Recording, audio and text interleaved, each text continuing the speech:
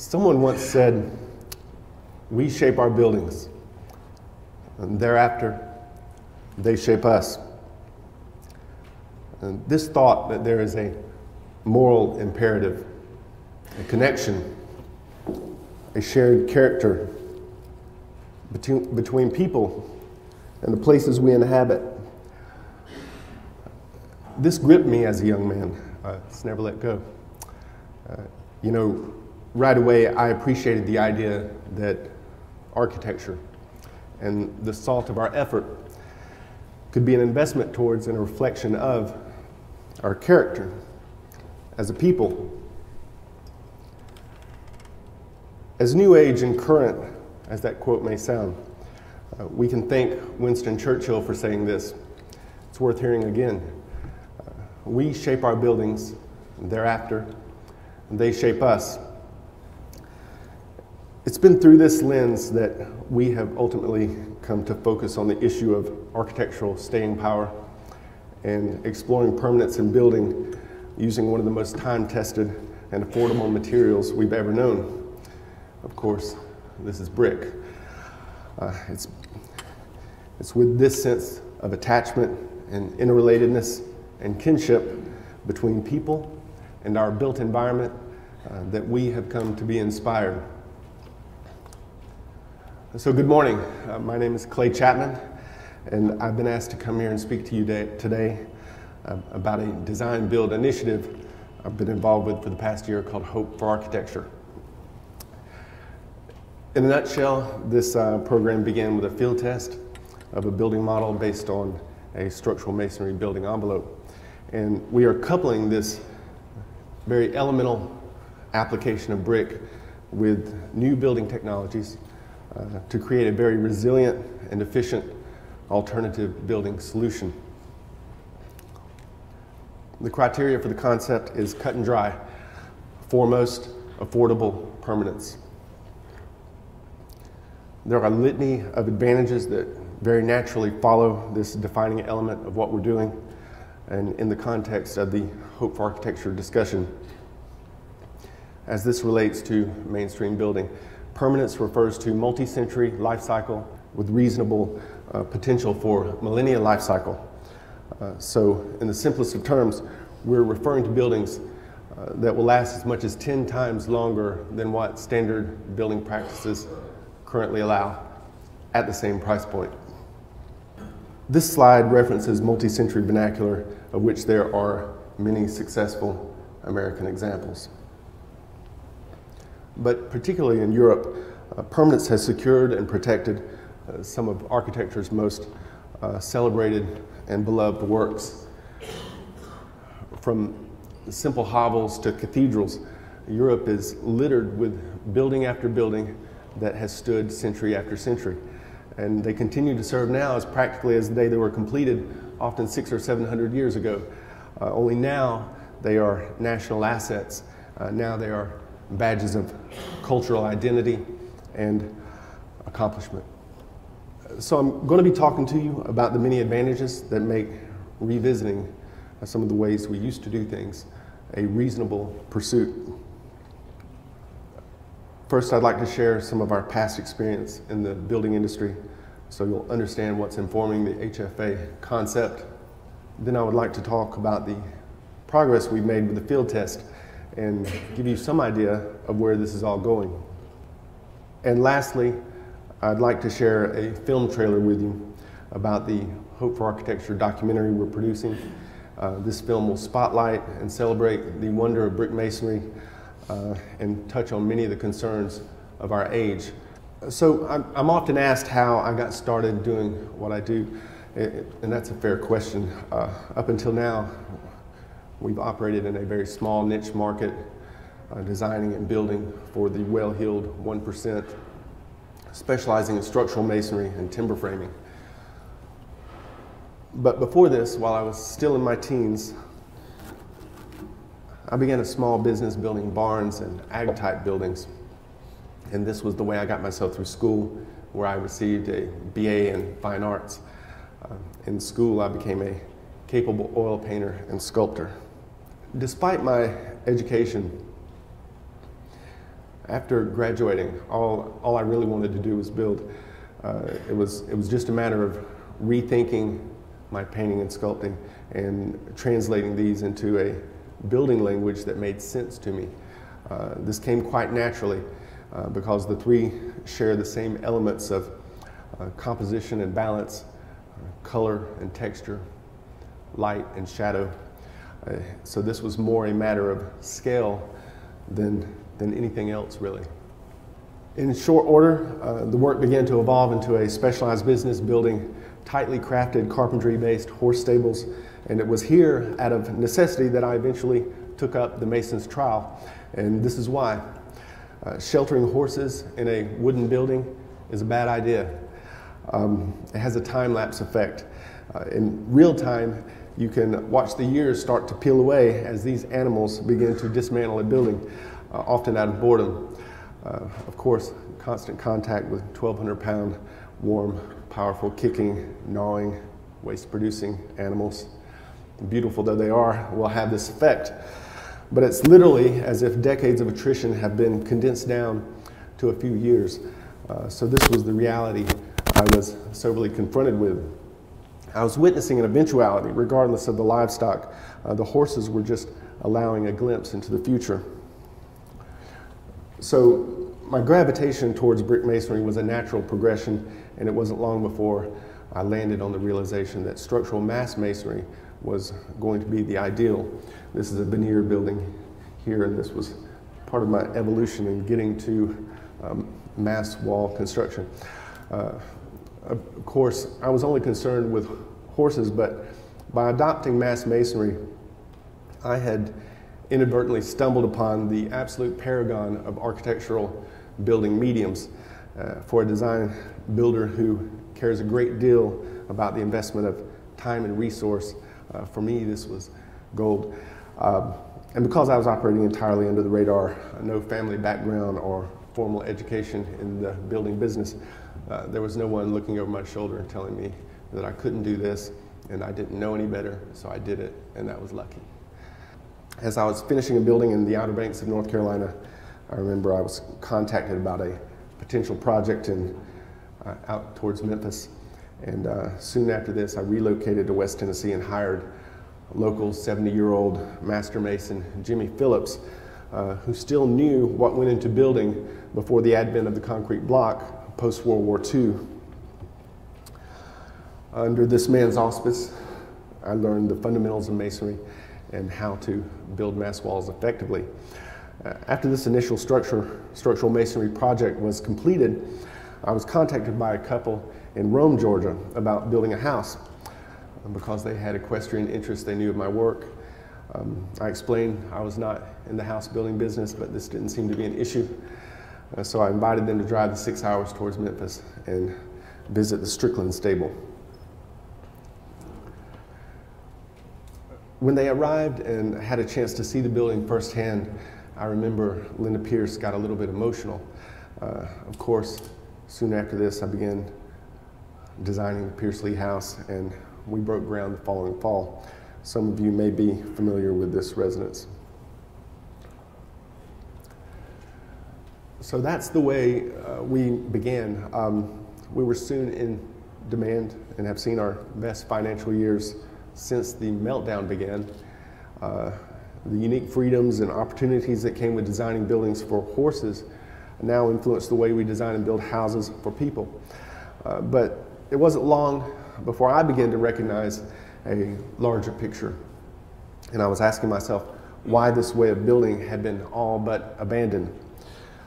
Given our overwhelming consensus that things are just not built the way they used to be, it begs the question why they are not built the way they used to be. Especially when you consider the prolific success involved with restoration conversions of antiquated textile mills and warehouses. And since the 80s, these 100-plus-year-old reclamations have been adapted into high-end loft apartments, boutique restaurants, and pubs, and you can see this happening all over America. When these buildings were first constructed, back then structural brick walls were cobbled together more or less with little attention to detail. They were strictly utility based.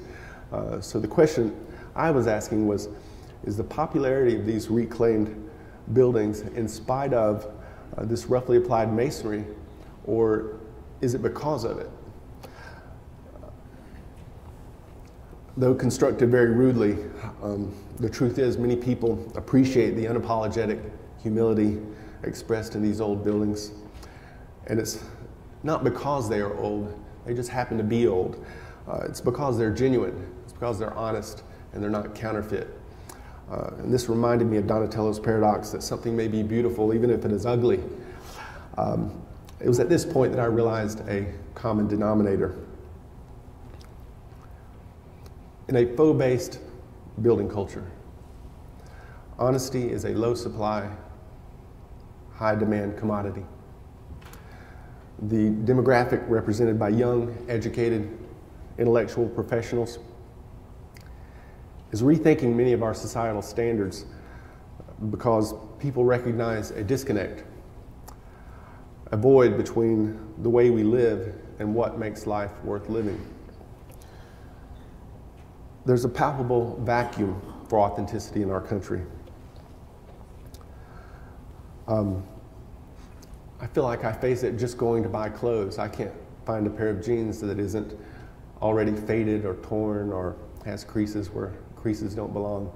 I don't know if any of you can relate to that, but a lot of times I feel like I'm walking into a costume store when I just need a pair of Levi's. And similarly, new urbanists have referenced the embossed wood grain facing common to composite sidings as vulgar. Looking at a house claddness material, it's difficult not to find some similarities between a theme park log ride and what's siding your house. I'm not trying to be offensive, don't get me wrong, I'm actually a fan of cementitious composite products, but it's just the poorly convincing affectation I find so very unnecessary, and it indoctrinates the status quo into an acceptance of pretense that I believe is unhealthy. We should probably push forward there. But this gives you an idea of how the HFA philosophy began to develop. So I'd like to show you a series of slides now to reference how our approach to building evolved. At this point, as a builder, I had carved out a place that was working well for me, but as a human being and as an American, I began to recognize perhaps there was a broader way to contribute. So on the left, you can see the Bain-Wright stable. This was the last carpentry-based building that we did, and then following this, we went on to build the Strickland stable, which was the first structural masonry building we did. After the Strickland project, we built our first house, which went on to win the BIA's National Architectural Award for single-family residence best in class. And then following the Pierce Lee house, we built the Elias Cottage, which was a partial frame hybrid, but displayed some wonderful masonry nonetheless. And after the Elias Cottage, we went on to design and build the Dalton House, which won City of Decatur's Design of the Year Award, in addition to another National BIA Award for single-family residence gold. At this point, something serendipitous happened. Following the completion of the Dalton House, I built a studio/office for myself. And over the previous few years, I'd been salvaging brick off of several jobs and ended up cobbling this small building together using probably 6 different kinds of bricks and 3 or 4 different mortars. But the finished building was a bit of a surprise. And when I calculated what it would cost to throw this thing up from scratch, that was even more of a surprise. Not much had gone into the design, but the architecture of the simple building appealed to both hardline traditionalists and modern minimalists. If I had set out to do this, I don't think I could have done it, but part of having good fortune is making yourself available for it. This got the juices flowing and light bulbs flashing, and some questions came to mind. Would it be possible to build a bare bones structural masonry house with all the same conveniences of a new Hardy Plank 4 square, but for the same price? What would be the implications of this? And if this is all it appears to be, why has no one else already thought of it? For one thing, this mindset would eliminate progress in any field. But in our particular case, I believe false constructs and untested assumptions have prevailed. I'll give you an example. There are 54 windows and 4 doors within the envelope of the Columbus field test. All of these have been spanned with 8 by 12 granite beams. Take a moment to guess what that expense was for the entire project. The entire freshly quarried stone package was under $3,000 delivered. Half the cost of what it would have taken to do it with steel lintels. Even with the expense of 3 separate crane lifts, stone costs are well below that of steel lintels, which lack the aesthetic and would eventually become a maintenance issue, compromising the staying power of the building. All this to say, the planets seemed to align for us to test this idea right away, and after a few months in design phase, we broke ground in Columbus.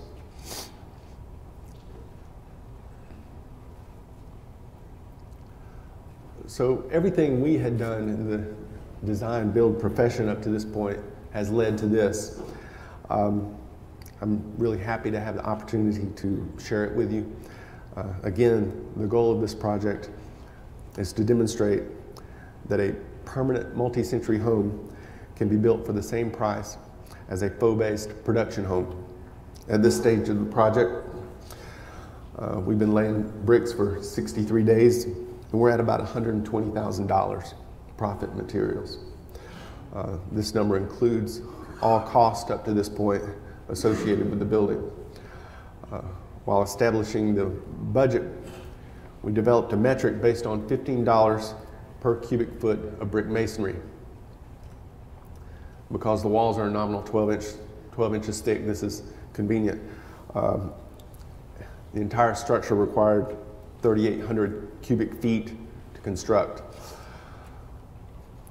Costs are based on $300 per thousand labor, $300 per thousand material, and that leaves $2.50 or so for water, mortar, and sand. So the marketability of the building model is based on the premise that purity of craft, technique, and material affords an unusually simple approach to design. And by virtue of an extremely simple design, this manner of building can be brought within reach of everyday Americans. Consider some of the striking implications involved with multi-century building model and the exemplary stewardship that follows. From an environmental standpoint, there's unparalleled conservation. Let me take a minute to read this for some of you that might be able to read it, not be able to read it in the back. Patagonia recently published this ad in the Wall Street Journal magazine. The jacket is a Patagonia garment, and the marketing angle is based on environmental accountability. In the lower half of the advertisement, the environmental impact for creating the jacket is clearly confessed and cataloged. The company has been counseling Walmart on sustainability practices, which have turned out to be cost-saving for the retail giant. The conservation of effort, and energy, and resources spread across the production of 10 houses distilled down to 1 house. You can imagine what this would mean for all of the environmental concerns involved with building. There's also an unprecedented dilution of carbon footprint, and of course, high sustainability and significant improvements in energy efficiency. The environmental gains created by permanent building are immense, but we should also be mindful of the world we prepare for our children and the world we prepare for future generations beyond. What we will achieve for posterity and architectural legacy will be a barometer for the legitimacy of our values. All we know of many cultures is the architectural record left behind. So what does this mean for people accustomed to temporary disposable buildings? When constructing a conventional frame wall for a production house, there are at least 9 or 10 processes involved. From the framing out, begin with framing, sheathing, wrapping, siding, cornice, and paint. From the interior, you have insulation, drywall, trim, and paint. So much of the success of the HFA model has to do with the management of the materials, the logistics, and the labor of all of these processes being reduced down to one masonry process, so that when the work is completed in a particular area, you don't have to return to it. A good architectural permanence philosophy takes into consideration the necessity for adaptability. And as important as anything else I've mentioned so far, Steve Mouzon's book, The Original Green, outlines with absolute clarity how important it is for buildings to be lovable if they are to last. This brings us back to authenticity. Buildings should be about phenomena, not a collection of poorly convincing tricks. Counterfeit is not held dearly, and we know nothing will stand the test of time if it is not loved. Reducing the level of detail we've been used to working with over the years has been a challenge. Knowing where that optimal place is will take further experimenting with the HFA design. It's difficult to know how far you can go without going too far, but we believe an $80 per foot solution lies between the aesthetic of these two houses. I am happy to report that the field test has proven to be extremely viable for the upper middle class market, and as hoped, we are able to offer a dollar-to-dollar alternative to production building in this 15% demographic. Our plan was to test the building model in a rural setting, film this process, and bring the concept back to the city for infill building. We are currently negotiating this first contract in the city of Decatur, 10 minutes outside of Atlanta, and with a good deal of support from the city itself, which is actively pursuing progressive community alternatives. What we weren't counting on was the strong response from developers of sustainably themed planned communities. We've been offered several contracts already to begin building with the HFA model within the next year. Now, I'm not here to say that the building industry can wake up tomorrow and just start doing what we've been doing. We're not there yet. What I am saying is the fact that we've proven that it's possible. It means that there's an avenue for potential growth and opportunity in the industry. This presentation is not about selling you on a better way to use your product, but inspiring realization that the conventional application of brick is not the only way, not the only path for the industry. There are other paths, and there are certain forces conspiring in our present age, economic forces, environmental forces, that are suggestive that maybe the market for what we're doing is only going to grow. So let's look at the film clip, and I'll have a few words to follow up with afterwards, then we'll close.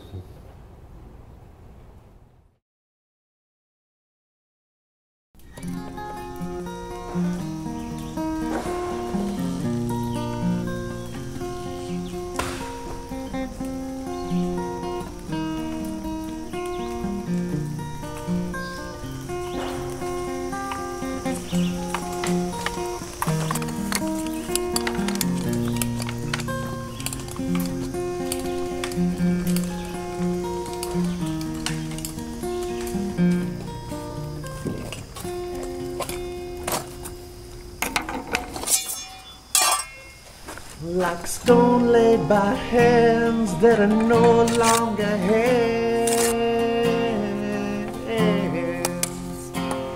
This love for her will stand where I stand. Like a sky full of birds so desperate to fly.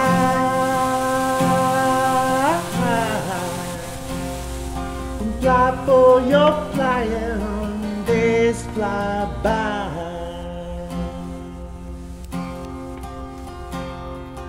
River rolling down to the sea. Roll, river, roll like she wrote to me.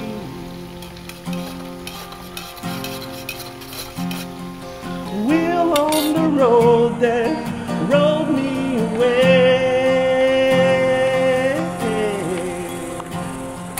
Roll me back home to her arms one day.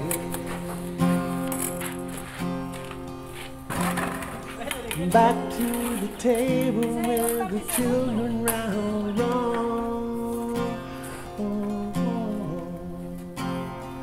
The dog by the door, my dad's gone.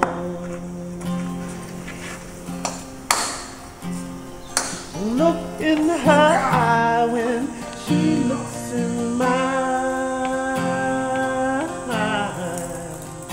It's like the morning sun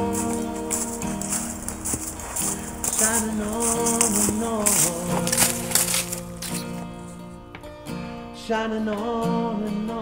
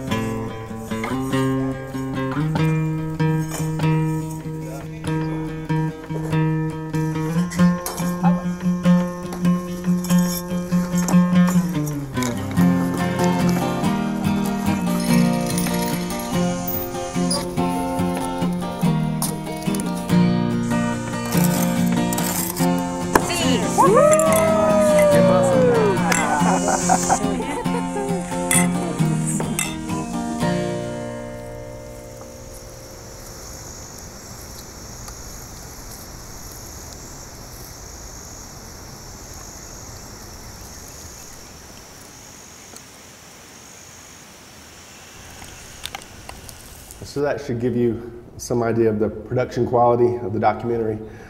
As I said, this will be a very important film for the industry. We are setting the bar high in order to celebrate brick masonry the way it deserves to be celebrated. We also want to do that in a way that it's never been done before. This film will reignite and rekindle existing opinions and views about brick.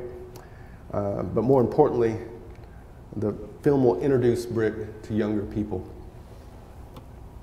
You know, I don't feel like anyone is really telling this story the way it needs to be told. We want to show the rhythm and the rock and roll in brick masonry and expose younger generations to this. For many people, this documentary will be the first spark that drives a lifelong interest. We are now in the fundraising stages, so if you want to help, if you can help, we need your help to do this properly.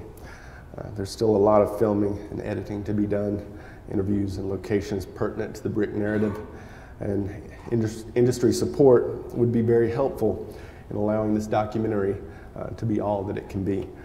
So if you believe in what we're doing, we need your support to make this happen. In closing, I would like to say architecture makes a strong case for the collective values of an era. In this regard, the buildings we raise have something to say about our nature. Quiet, constant reminders that our lives are too brief for mediocrity, and that insomuch as this is our time, it is we who decide daily whether to participate in that which is hopeful and amazing, or that which is ineffectual and mundane. Regarding labor and resource in terms of centuries is the required shift. But to do this, We must not simply build to withstand the elements. The product of our efforts must withstand trend and fashion and be held with deep affection from generation to generation. And this is what breathes life into a building and brings significance to our history and identity. So thank you very much for having me, and let building incite wonder and celebrate possibility, then call it architecture. Thank you.